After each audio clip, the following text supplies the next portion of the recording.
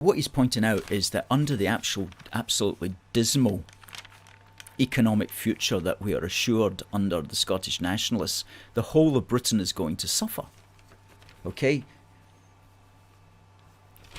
We are already painfully familiar with the way the North Sea oil and gas industry has been scandalously run down over the last 5 years, with the SNP bullying firms out of new developments, making the country dangerously dependent on imported energy and gas, and contributing to the vast bills everyone will now have to pay.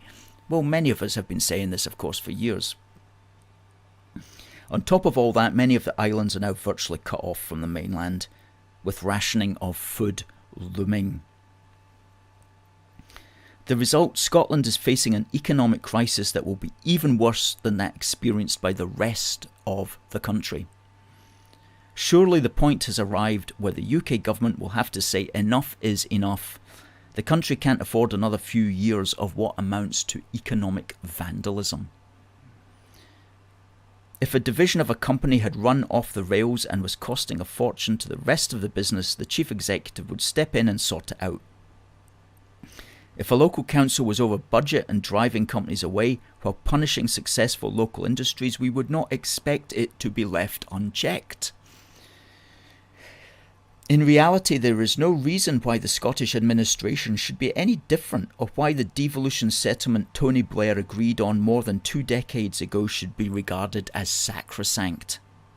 If it isn't working, and it clearly isn't, we need to be straightforward about that. Right now, there is only one way out of the mess. Westminster needs to take back power over taxes, levies, planning, and anything which impacts on business. Of course, the nationalists will complain, but they are welcome to call for another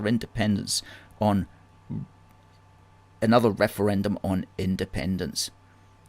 The important point is the decisions that the government the decisions that the government in Edinburgh are now making will impact on the competitiveness of the entire UK, and UK taxpayers will have to pick up the tab.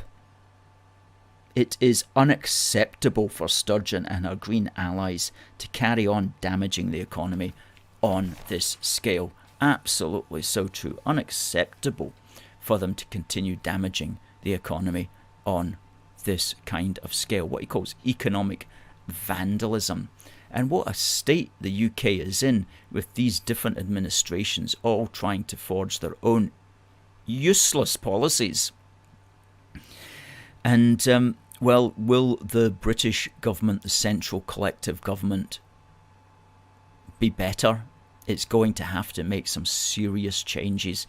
And the first thing, of course, is to get us back on track with energy, to have energy independence, something that scandalously successive British governments have ditched in the name of their green fantasies.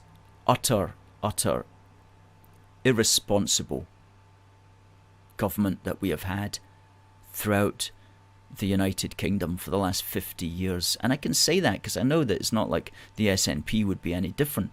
If the British government does something badly, the SNP will do the same thing worse. You know, it's not like they've got an alternative, a better alternative. They'll just double down on making it worse.